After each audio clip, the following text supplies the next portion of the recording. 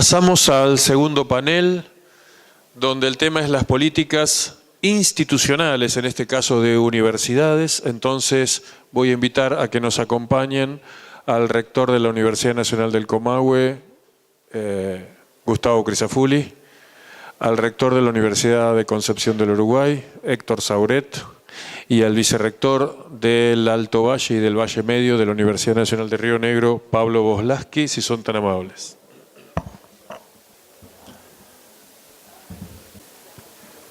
Bueno, Gustavo Crisafulli es historiador, actual rector de la Universidad Nacional del Comahue y un hombre con amplia experiencia en la gestión de la educación superior en el ámbito del Ministerio, de la Secretaría de Políticas y un líder en términos de internacionalización y de regionalización de la educación superior. Gustavo.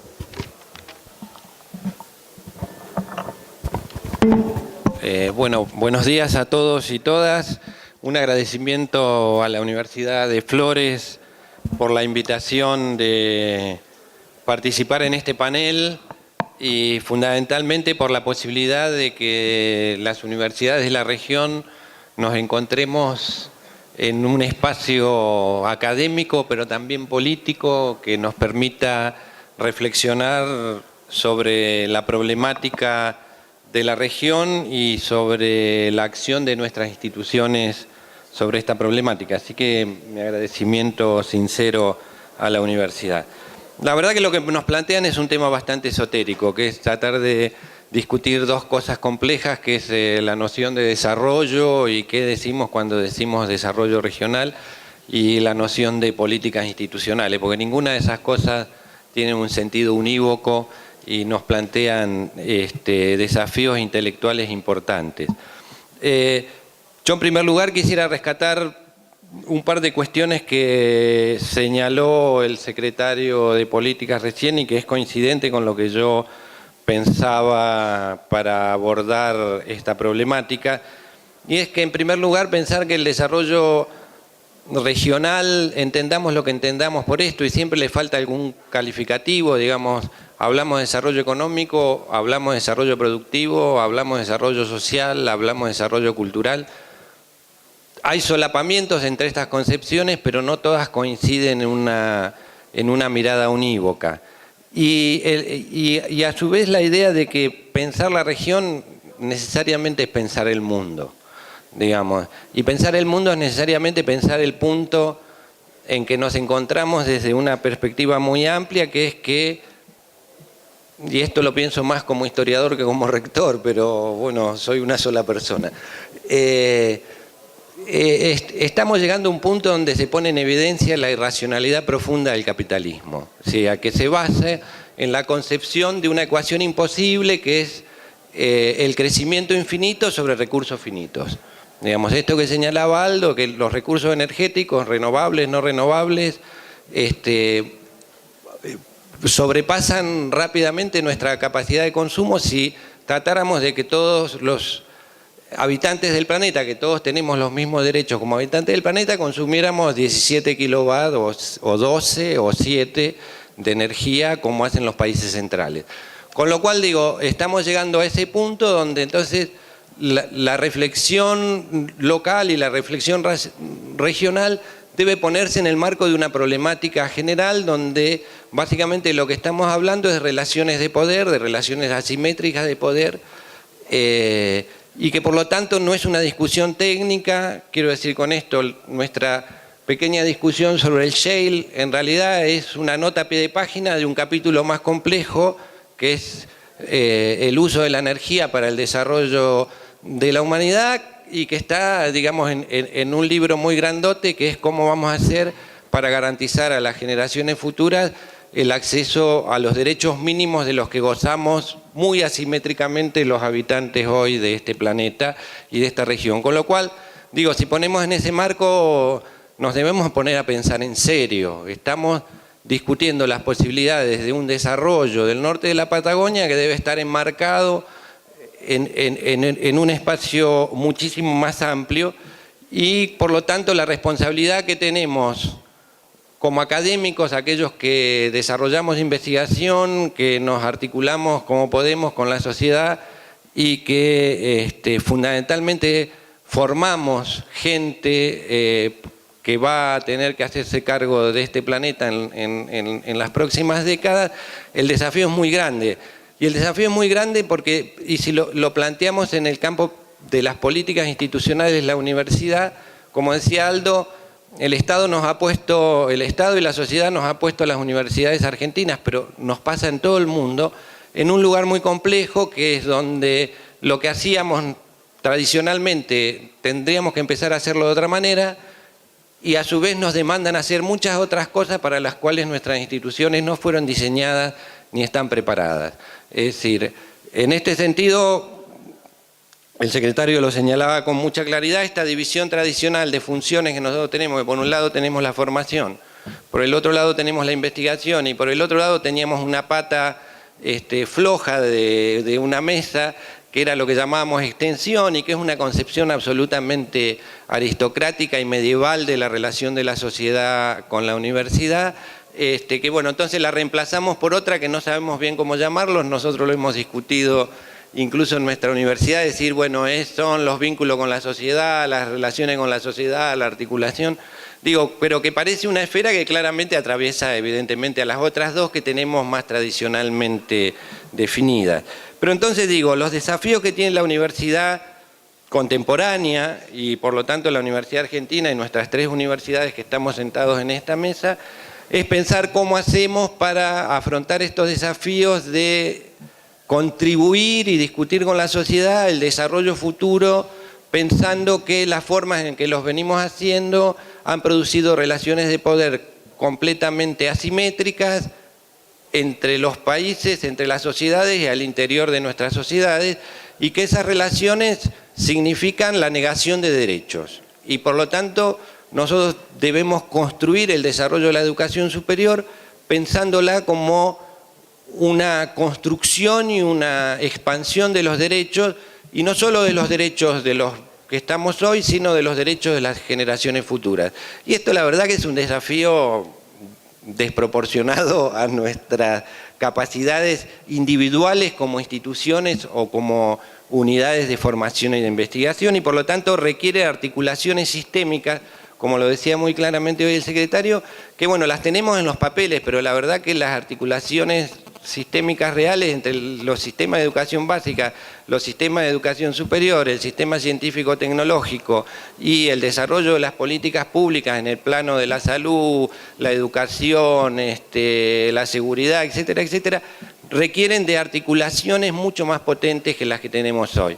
Y por eso nosotros nos damos cuenta en nuestra propia institución de estas dificultades de articulación interna, porque nosotros tenemos muchas tendencias centrífugas en nuestras organizaciones universitarias. Digamos, hay una tendencia fuerte, natural, a la separación de la formación respecto a la investigación.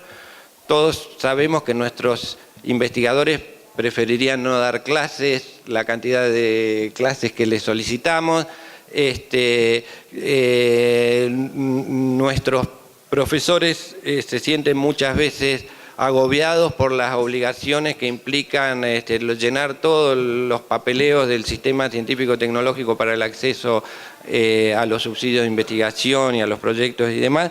Y nuestro diálogo con la sociedad siempre es un diálogo difícil porque la universidad en su diseño decimonónico, digamos, no fue pensada para articularse con la sociedad, fue pensada para encerrarse entre sus muros, digamos. Y por lo tanto, o tenemos una visión de la extensión que es una especie de beneficencia o ayuda social más o menos vistosa que nos permite sacarnos fotos con la comunidad, o la pensamos como una articulación muy compleja donde no solo debemos trabajar, como se señalaba, tratando de que nuestras antenas capten las necesidades de la sociedad, sino que muchas veces tenemos que trabajar para construir esas necesidades, para que esas necesidades se expresen, porque digo, YPF tiene muy claro cuáles pueden ser sus necesidades de formación e investigación, porque es una empresa que tiene un desarrollo continuado, que tiene capacidades técnicas e intelectuales de alto nivel instaladas en su seno, pero la verdad que probablemente las comunidades mapuches respecto de cuál va a ser su relación con estos nuevos desarrollos tengan dificultades en expresar sus demandas, básicamente incluso por la distancia cultural que seguimos manteniendo entre la sociedad blanca y las sociedades. Pero digo, no solo eso, sino los nuevos migrantes que permanentemente nos llegan al norte de la Patagonia a partir de esta esperanza de un desarrollo importante de la industria de gas y petróleo, que se parece mucho a una especie de rush del oro en California. Bueno, tienen que generar un conjunto de articulaciones de sus demandas hacia la academia, que nosotros como academia debemos contribuir a construirla, porque si no nos es mucho más fácil articular con los actores institucionalizados del sistema, empresas, Estado nacional, Estados provinciales, municipios, etcétera. Pero hay, en realidad, y como universidad pública creo que tenemos una responsabilidad mayor respecto de hacer escuchar y articular las voces de los que menos tienen en la sociedad, porque nosotros tenemos como misión contribuir a un desarrollo armónico de la sociedad, y en el sentido de que la ciencia debería contribuir a hacer la vida de todos mejor y no peor de lo que naturalmente puede ocurrir en el marco de las relaciones sociales.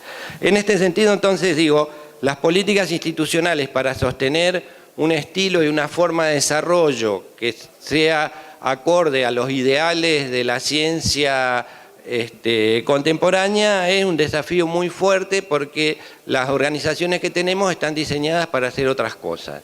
Y entonces la formación que tenemos fue pensada siempre para formar las élites del Estado y de las organizaciones privadas, y hoy, como decía el secretario, manifiestamente todos reconocemos que la educación superior es un derecho, y que garantizar el ejercicio de ese derecho no es garantizarle el asiento a los estudiantes durante un cuatrimestre, que es más o menos lo que dura de promedio el 80% de los estudiantes que recibimos en esta casa, sino que es garantizar el ejercicio de ese derecho, entendiendo que tenemos estudiantes de una diversidad cultural creciente y de sociedades con asimetrías profundas, y que el acceso a la educación superior debe garantizarse logrando que logremos que se gradúe el mayor número posible. Ahora, que se gradúe, que también esto implica una reflexión sobre nuestras formas de la formación, en el sentido no solo de dar acceso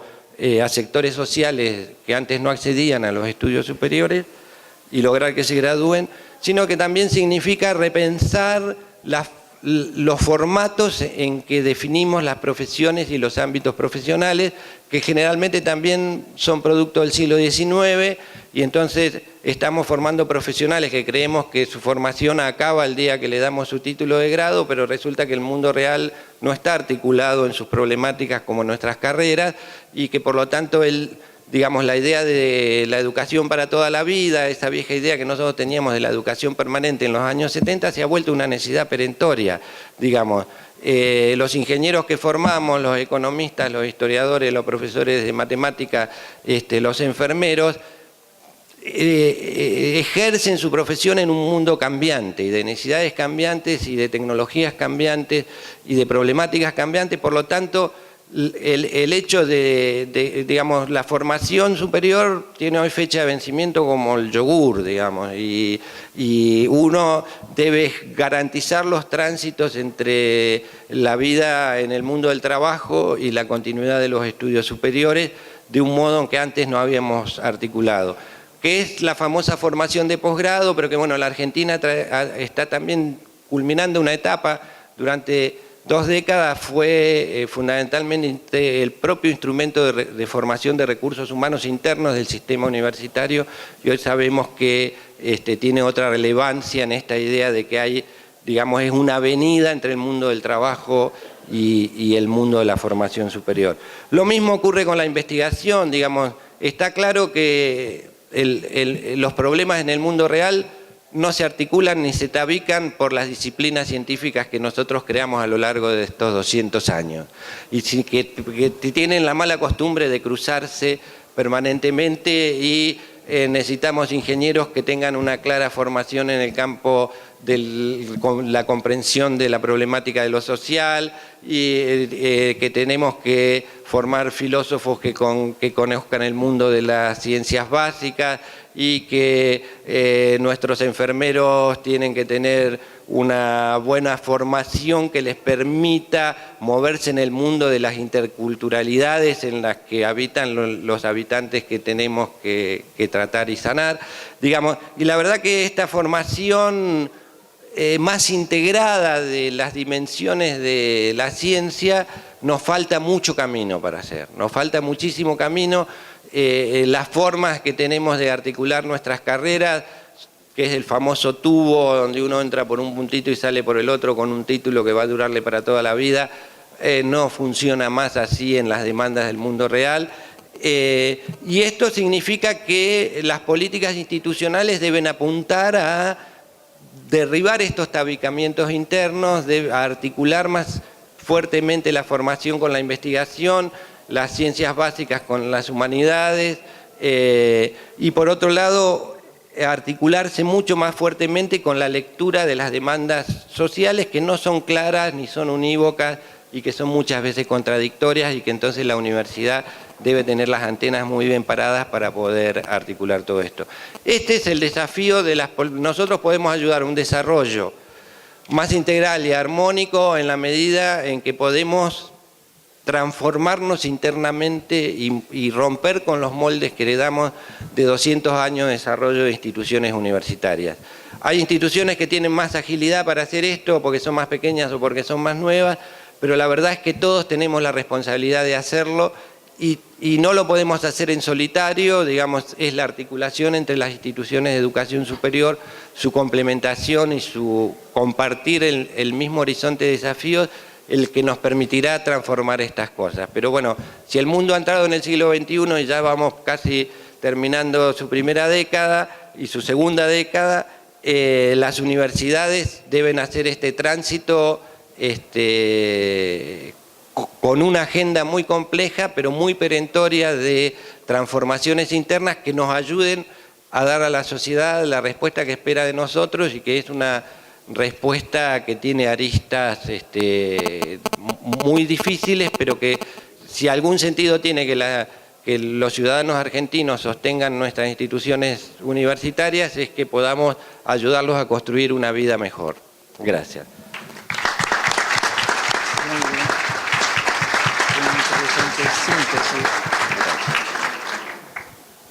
Gracias, rector.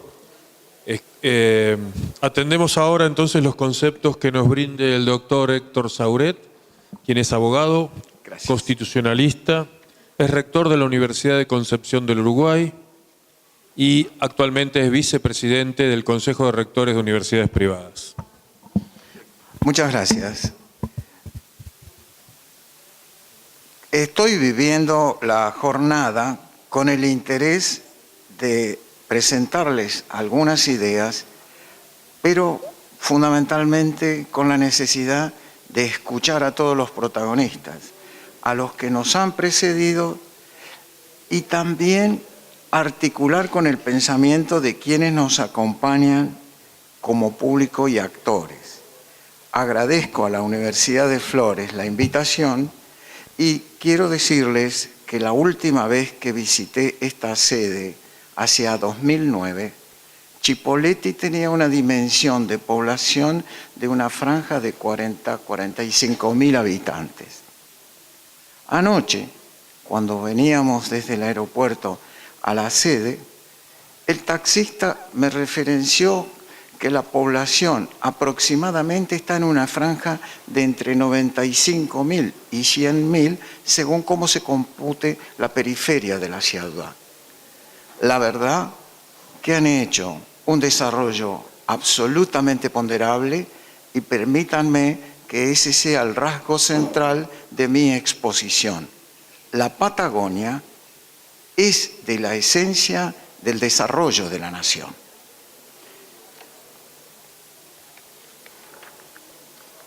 Teniendo dos colegas con quienes mantenemos una muy larga y fructífera relación profesional, y ambos rectores de universidades patagónicas, permítanme que mi aporte sea global y tenga una perspectiva nacional, regional e internacional, pensando qué expectativas tiene la sociedad argentina, la región y la inserción de Argentina en el mundo respecto de la Patagonia. El primer dato que quiero compartir con ustedes es sobre la construcción institucional de la Patagonia, donde se destaca que entre 1955, por una ley del Congreso, y 1991, se crean institucionalmente las más modernas provincias federales de la Argentina. La Patagonia, como región, no fue un tema central en el momento de la Revolución de Mayo, ni tampoco en la Declaración de la Independencia. Entre 1810 y 1816, la Patagonia era una jurisdicción de lo que se llamaba la Intendencia de Buenos Aires en el viejo orden colonial. Sin embargo, la Patagonia va a acceder como individualidad federal de sus provincias en el contexto de la nación a mitad del siglo XX, fundamentalmente con su federalización. En ese marco general, recordemos brevemente que La Pampa se institucionaliza entre 1951 y 1990 con la sanción de su primera constitución. Neuquén lo hace de un modo integral hacia 1957, Río Negro también, Chubut también, Santa Cruz también, y Tierra del Fuego es la más joven de estas provincias. Tierra del Fuego además abarca el Atlántico Sur, al complejo de islas del Atlántico Sur, y tiene una responsabilidad central sobre Malvinas. El escenario de la Patagonia que se nos propone reflexionar para esta jornada es de grandes desafíos. La Patagonia tiene un vínculo central con los procesos de generación de energía. A comienzos del siglo XX, con el gobierno de Roque Sáenz Peña, su ministro Ramos Mejía es asistido por el equipo técnico de un geólogo, ingeniero americano, Bailey Willis. Hacia 1910, en el centenario, ya había una medición del potencial que podía generar energía a partir del almacenamiento del agua. Y los procesos industriales y el desarrollo de los transportes y la visión de industrializar la región forma parte del informe de Bailey Willis al Gobierno Nacional. Energía. Primero, Chocón Cerros Colorados y recientemente la convocatoria para las represas Néstor Kirchner y Jorge Zepernik en Santa Cruz. Componente central, la generación de hidroelectricidad. Hacia las presidencias posteriores a Roque Sáenz Peña, el Estado Nacional fue generando su oficina de hidrocarburos y hacia el ciclo de la presidencia de Irigoyen con Mosconi, el núcleo de YPF va a marcar que el petróleo y el gas es una riqueza central de la comunidad patagónica. Desde un punto de vista constitucional, cuando el país se organiza hacia 1853, lo que podríamos llamar el ciclo de la Confederación Urquicista y luego la nación después de Pavón, el recurso del petróleo se lo consideró siempre un recurso de la nación.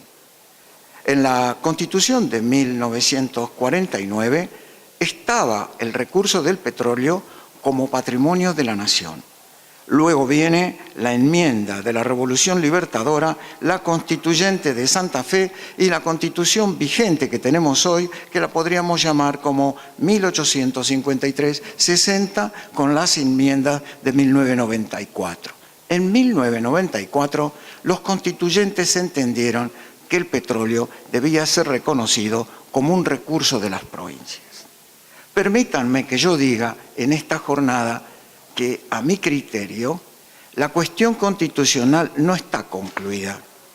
Y el debate que se traza hoy entre el Poder Ejecutivo Nacional y los estados federales patagónicos respecto de una nueva adecuación del régimen jurídico de los hidrocarburos es el epifenómeno, es el iceberg.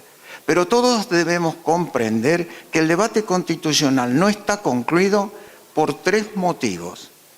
El dominio está muy relacionado a la soberanía. La soberanía es del Estado-nación. La política exterior es de la nación y los desafíos de la articulación de la Argentina con la economía mundial, cómo ingresamos a la División Internacional del Trabajo, plantea al desarrollo como un desafío nacional con dimensiones federales. Pero son las magnitudes tecnológico-financieras y de recursos de alta concentración en capital los que van a estar vinculados al desarrollo de esta industria, la industria del oro negro y del gas, que hace la necesidad de comprender la siguiente cuestión. En petróleo y gas, lo estratégico no es ni el petróleo ni en gas en la tierra. Lo estratégico es el autoabastecimiento. La estrategia de la nación no se mide en metros cúbicos o reservas cuantificadas no explotadas. El desafío de la nación es sustituir importaciones extranjeras por el autodesarrollo en virtud de que estos recursos, perecederos o no, son recursos del pueblo argentino alojado en provincias federales. Por supuesto, el desarrollo sustentable es una exigencia de la economía política a la noción extractivista del desarrollo. Y la sustentabilidad es un reclamo contemporáneo que no tenía relevancia política en el siglo XIX y en el siglo XX. Pero en el siglo XXI la sustentabilidad tiene que ver centralmente con la protección del recurso natural, básicamente con garantizar condiciones dignas de vida del género humano, lo que nos lleva a su hábitat y al hábitat de las ciudades, el urbanismo. La Patagonia, en toda su dimensión geopolítica, es un área de proyección bioceánica. La Argentina tiene una estructura territorial que la proyecta al Atlántico y al Pacífico en la convergencia del Estrecho de Magallanes. Pero la Patagonia, articulada a la nación, es absolutamente inseparable de las islas del Atlántico Sur, Malvinas y la proyección antártica. Conclusión. Desde el punto de vista de la educación superior y de la formación de los recursos, esta región territorial es de la estrategia de una nación argentina proyectada al mundo en términos bioceánicos y antárticos. En consecuencia, desarrollo sustentable, transformación del desierto, tanto en el ciclo de Alsina cuanto en el ciclo de Roca, nos marca con absoluta precisión que la Patagonia se transforma en una entidad geopolítica nacional con posterioridad a 1853. Tengo dos referencias que quisiera dejarlas anotadas para que ustedes luego la profundicen. La primera referencia de cuándo este proceso de nacionalización de la Patagonia accede a la política argentina es la entrevista de Juan Manuel de Rosas con Charles Darwin. Darwin, embarcado en un buque inglés militar, recorría el Atlántico y se entrevista con con Rosas en agosto de 1833 en el campamento que tenía Rosas en la campaña al desierto, en la primera. ¿Qué tenía que ver Darwin con Rosas? Darwin era agente inglés, científico en la embarcación del Beagle y sistematizaba flora, fauna, acceso de los ríos para fijar en la estrategia mundial británica localización de puertos, localización de puentes y trazado ferroviario. ¿De qué habla con Rosas? ¿Y por qué Rosas habla con Darwin? Muy sencillo. Don Juan Manuel estaba llevando la nacionalidad al territorio patagónico y tenía 4 problemas centrales. 1, el desierto. 2, las poblaciones originarias. 3, el desenvolvimiento de una política de inmigración. 4, el reconocimiento territorial como soberanía de la Confederación. Recuerden que ya teníamos el Pacto Federal de 1831 frente a las grandes potencias. Charles Darwin, Juan Manuel de Rosas, 1833. Ahora bien, tenemos un mapa que ustedes lo conocen con una gran perfección, pero permítanme que yo se los repita, porque creo que es importante en estas jornadas tener una reflexión sobre el origen de la nación argentina. La nación argentina es una construcción de la segunda mitad del siglo XIX, pero es una construcción vigorosa del siglo XX y del siglo XXI. En el primer centenario, nuestro país era más pequeño territorialmente, económicamente, demográficamente, científicamente. La Universidad Argentina, hacia 1910, no tenía inserción en el ámbito patagónico. Sin embargo, Stanford tenía un hombre que conocía la Patagonia, Bailey Willis. La Universidad de Stanford, con Bailey Willis, sistematizó los primeros estudios sobre el desarrollo patagónico. Viene naturalmente el proceso de la zanja de Alsina, la campaña de Roca, y ya en el siglo XX los territorios nacionales. Entre Mitre, Sarmiento, Avellaneda y Roca vamos a tener amplias zonas de nuestra geografía como territorios nacionales. Una ley del Congreso en la presidencia de Roca fija las características de los territorios y más tarde, durante la presidencia de Juan Domingo Perón, hacia 1955, pocos meses antes del golpe de Estado, se dicta la legislación que indica que cuando esos territorios crezcan en magnitudes demográficas, se van a federalizar. A partir de 1957 hasta 1991, el gobierno nacional fue administrando la ley y se fueron creando nuestras provincias. Conclusión.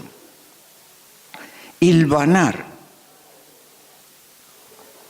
24 jurisdicciones en el nuevo Estado federal implicó que la nación argentina se duplicó lo que era al momento de la independencia a lo largo del siglo XX, fundamentalmente del siglo XXI.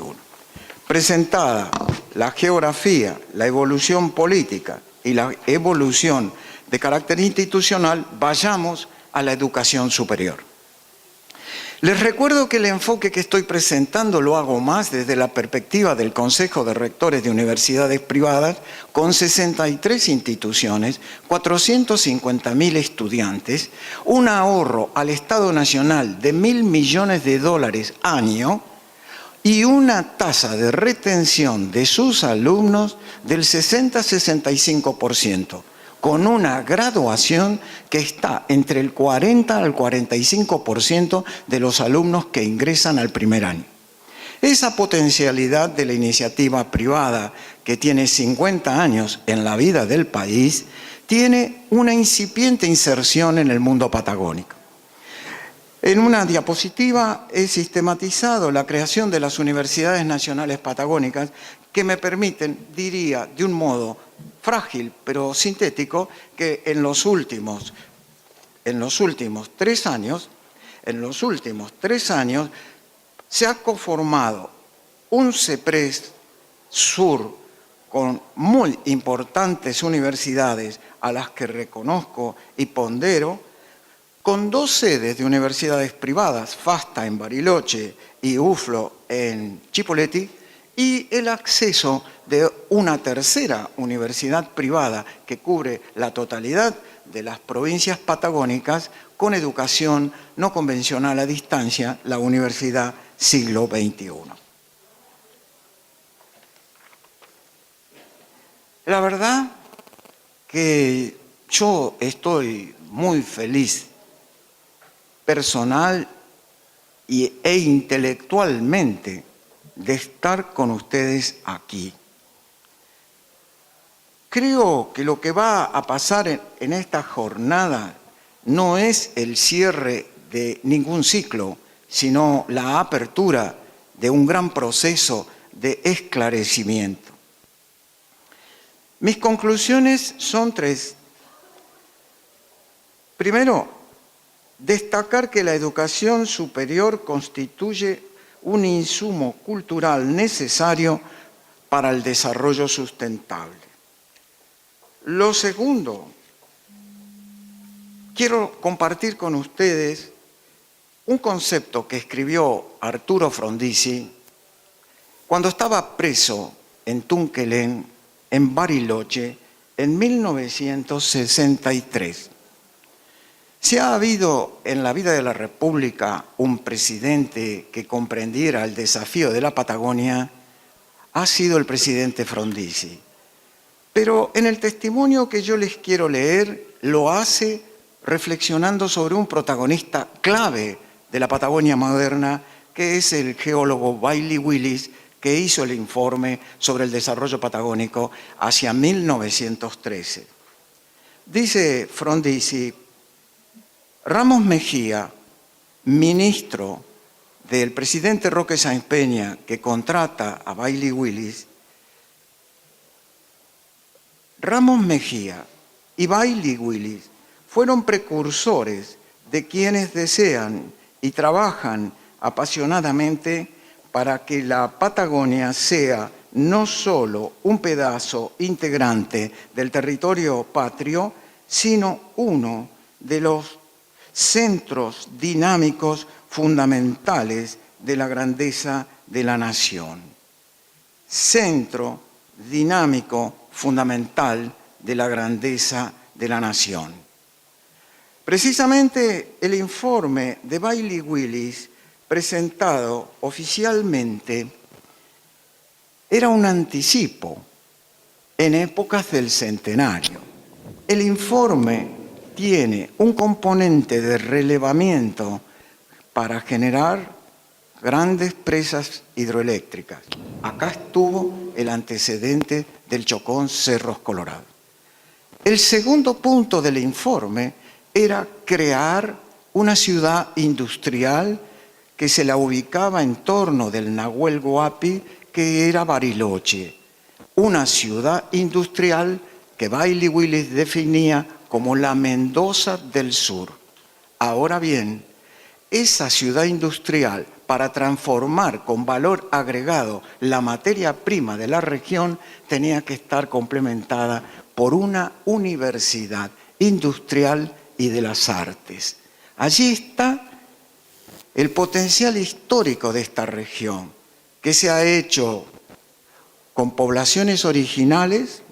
Se debate el diálogo entre pueblos originales, mapuches y criollos, los inmigrantes europeos del ciclo colonial español, las inmigraciones europeas posteriores de los presidentes fundacionales, Mitre, Sarmiento, Avellaneda, Roca, y el tema central de proyectarse al Atlántico.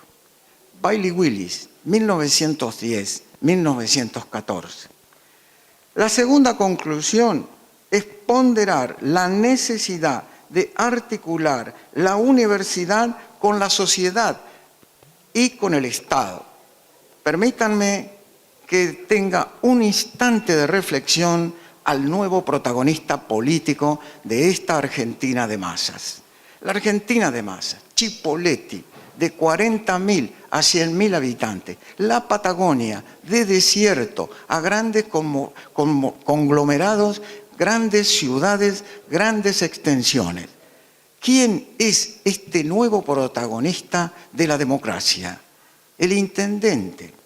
Lo que los gobernadores fueron en el siglo XIX y en el siglo XX, en la Argentina industrial, tecnológica, de educación superior, de grandes concentraciones urbanas, articulado a su comunidad agroindustrial, es el intendente. Las universidades, lo que estamos viendo desde el Consejo de Universidades, con la creación de los centros regionales de educación superior. ¿Quién es el protagonista que reclama más universidad? ¿Los universitarios? No. Los universitarios nos hemos perdido en el razonamiento de que había muchas universidades.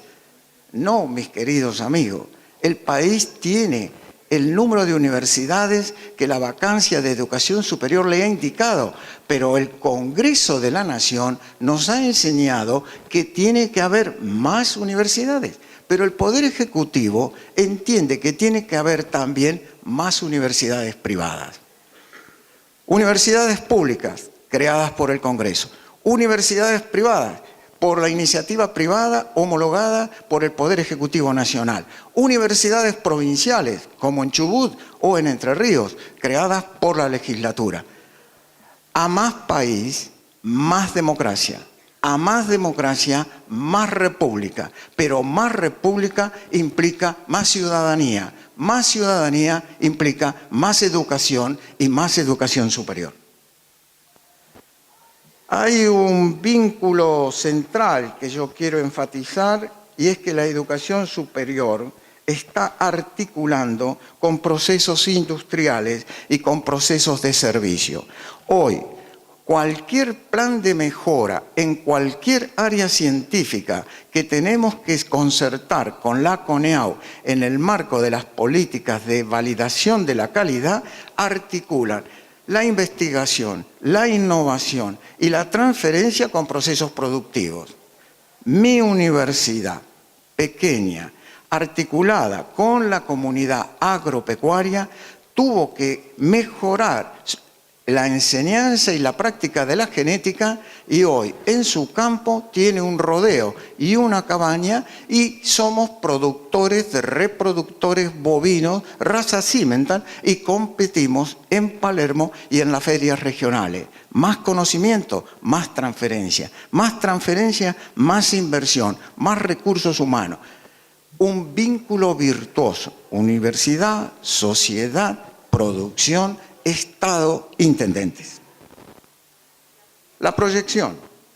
Las previsiones sobre el crecimiento de la educación superior hacia el año 2025 indican que en la América Latina y el Caribe hay que estar previendo una matrícula del orden a los 40 millones de estudiantes. Como ustedes saben, el Consejo Interuniversitario Nacional, el CIN, que conduce a las universidades nacionales, y el Consejo de Rectores de Universidades Privadas, el CRUP, están trabajando conjuntamente a nivel de la región de la América Latina y el Caribe para constituir una asociación de consejos de rectores de la región, cuya sigla será ACRULAC. ¿Cómo se va a atender esa matrícula de 40 millones de estudiantes en toda la América Latina? Se va a atender con los recursos públicos que fijen los congresos y las creaciones de las universidades nacionales. Pero se va a atender también con el crecimiento de las universidades que genere la iniciativa privada, porque va a haber que hacer un aporte de recursos financieros absolutamente centrales.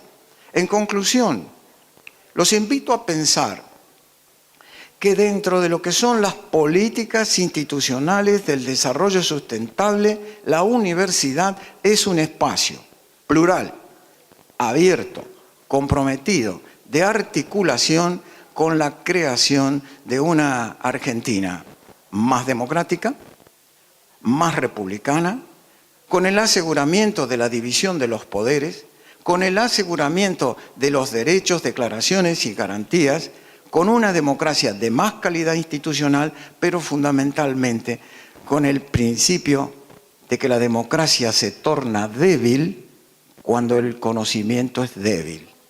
La democracia es fuerte cuando el conocimiento y la innovación está al alcance del protagonista central de la democracia. Se llama el ciudadano. Sin ciudadanía no hay república. La república con ciudadanía implica más articulación de la universidad. Muchas gracias.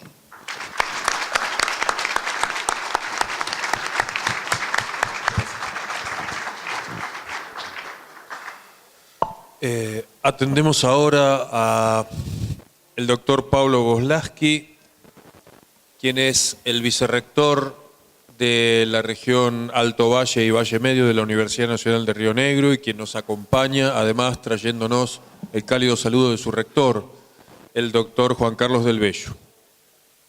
Pablo. Muchas gracias.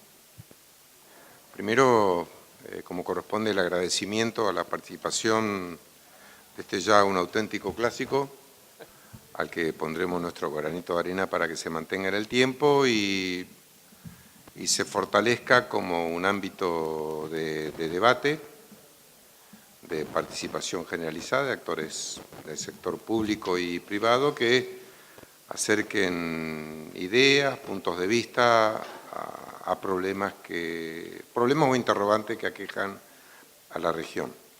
La ventaja de hablar último en una mesa es que uno ya conoce qué es lo que han dicho los otros expositores, pero al mismo tiempo esa es una desventaja porque nos obliga a ser moderadamente originales. Entonces, quiero empezar con una anécdota respecto de los prejuicios que a veces nos aquejan o cómo asir los problemas contemporáneos en la región.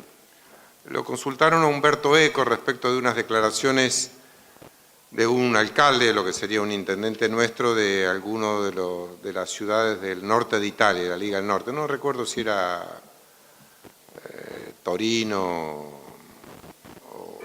o Milán, no es importante, pero un intendente que había hecho declaraciones absolutamente racistas y xenófobas respecto de la inmigración extranjera y particularmente la del norte de África. Entonces le preguntaban a Umberto Eco si estaría de acuerdo con que se le inicie un juicio político destinado a destituirlo o participar de una manifestación callejera para que el alcalde, digamos, se disculpe públicamente. Y dice, mire, podría acompañarlo en cualquiera de las dos circunstancias.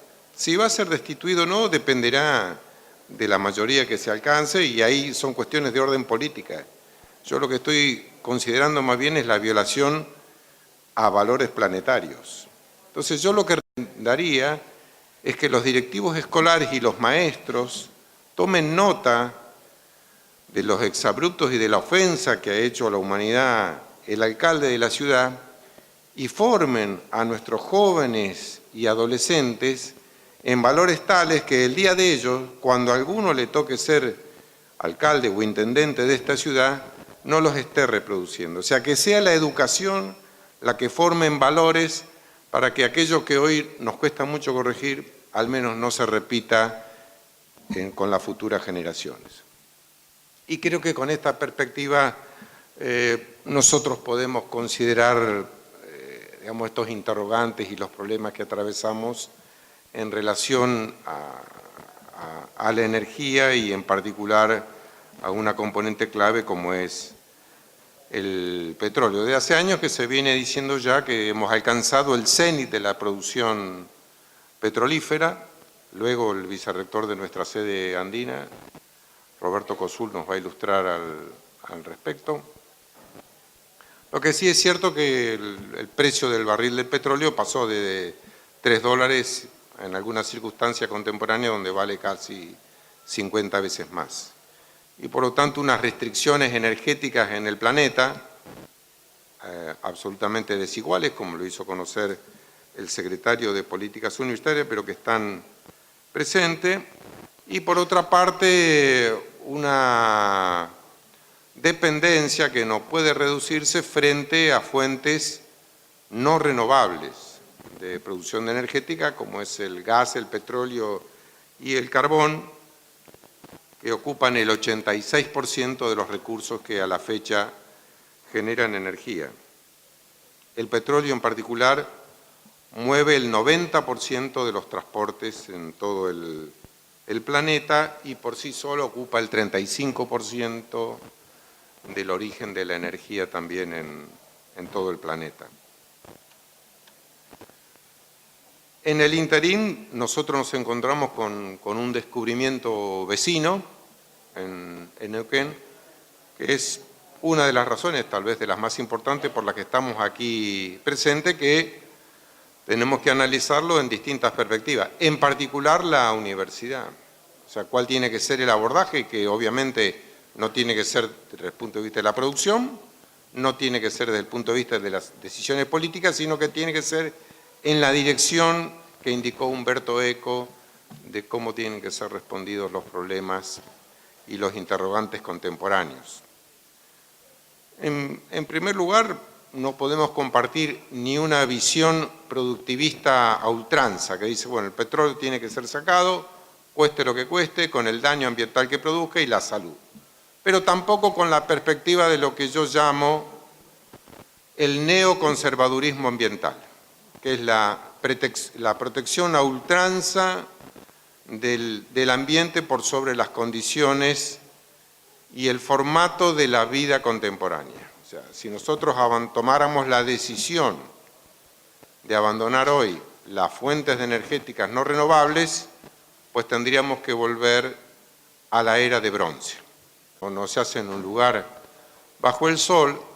Cabe la pena señalar que el petróleo, así como fue descubierto hacia 1850 y recién hacia fines del siglo XIX alcanzó una producción importante y sobre todo un uso aún más importante, la civilización, lo que llamamos civilización entre comillas, y debe entenderse con un recorte occidental y particularmente el Imperio Británico, se enfrentaba hacia 1900 con dos desafíos mayúsculos. Londres tenía casi la misma población que tiene hoy, poco más de 6 millones de habitantes. Y piensa en una población de 6 millones de habitantes, más grande que lo que hoy conocemos de Buenos Aires y sus primeros suburbios, donde la gente se movía por tren, movido a carbón, sobre todo cuando tenía que ir a lugares lejanos, o donde se subía a carruajes tirados por caballos. O sea, piensen ustedes cómo se puede mover una población de 6 millones de personas donde los caballos no avisan cuando tienen que cagar. O sea, un problema muy severo que tenía la población de Londres en aquella época, como se dice ahora eufemísticamente, la disposición de los líquidos cloacales, o sea, dónde iba a parar la mierda de los caballos. Y otro problema contemporáneo, claro, todos nos reímos, pero ese era el problema, porque las enfermedades que producía, muerte generalizada, y contemporáneamente con ello, lo que estuvo a punto de padecer la humanidad es la extinción de las ballenas, cuyo aceite se utilizaba para la producción de velas, servir a la humanidad, lubricantes y muchos usos a los que el petróleo, al mismo tiempo que a reemplazar los caballos de Londres y el resto del planeta, pero doy un ejemplo de una manera provocadora, vino a resolver. Y a lo mejor entre los grandes interrogantes tal vez encontremos nosotros una respuesta. Si la universidad tiene que responder, o la educación superior tiene que responder en los términos que propone Umberto Eco, ¿cómo tienen que ser los profesionales que formen la universidad? Ya Gustavo Crisafulli hizo referencia. Sin duda que tienen que ser profesionales de nuevo cuño. Es decir, por un lado ha desaparecido el credencialismo en el sentido de que la mera posesión de un título asegura por hoy y para siempre que yo voy a tener buen trabajo y que además voy a estar habilitado para resolver casi cualquier problema que se presente. Eso ya está mostrando ser falso. Y en el caso particular de las carreras vinculadas con la explotación petrolífera, pues bien, nuestra casa acaba de aprobar una oferta y me voy a referir exclusivamente a dos cuestiones que están vinculadas con el debate del día de hoy. Primero, no solo va a atender las nuevas formas de producción, sino también que van a ser técnicos que se formen con atención al resguardo del ambiente y la salud. Es decir, la higiene y la seguridad por un lado, y por otro lado la protección y la remediación ambiental. Y esa es una de las respuestas que nosotros daremos a la comunidad de la región, a la necesidad de formación sistemática de quienes hoy están trabajando y de aquellos que pretenden hacerlo el día del futuro. Las investigaciones que pueden hacer las universidades. Las investigaciones de las universidades tienen que estar libres de contaminación de la presión empresarial y de la presión política. Probablemente sean estos los últimos 50 años donde la ciencia y la tecnología que producen las universidades y los institutos de investigación hayan hecho los más grandes aportes a la humanidad. Pero al mismo tiempo son los años donde ha habido más debate acerca de lo que debe ser o no la ciencia y de los descubrimientos en la resolución de los problemas que tiene la sociedad. Porque la sociedad, digamos, y las universidades, como también ha señalado Gustavo, a través de las universidades al menos, pues se ha remangado, un poco por deseo y otro poco por necesidad, los pantalones para chapotear en el barro. Y chapotear en el barro significa que en algún momento nosotros nos vamos a ensuciar. No es malo si lo hacemos defendiendo el interés general, no un interés particular ni un interés de carácter sectorial. Ese tiene que ser el tenor de las universidades, no hay por qué, de las investigaciones, no hay por qué tener temor a la vinculación con el sector político y la vida empresarial. Eso hace, por otra parte, al funcionamiento de la democracia y, como ha dicho el rector Sauret, hace también al empoderamiento de la sociedad civil. ¿Dónde sino en la universidad? No de manera excluyente, pero sí un lugar indelegable donde la sociedad puede ir en respuesta a sus interrogantes, sabiendo que va a recibir una opinión calificada e imparcial. Finalmente, han pasado los tiempos de la dictadura y por lo tanto las universidades, todas, y las nuestras en particular, tienen que salir y muy rápidamente de ese encastillamiento o de la campana de cristal donde en algunos momentos se aislaron frente a los gobiernos dictatoriales o de facto. Hoy más que nunca tenemos que estar atentos a ese nuevo habitante universitario, que ya no es más, que llenan sus aulas, ya no es más el hijo de clase media con dedicación exclusiva al estudio, sino que eso siendo uno más, también ese universo se ha ampliado a adultos, a mujeres madres, a personas con discapacidad, representantes de minorías indígenas, donde ya no va a ser más, como hace 100 años, que las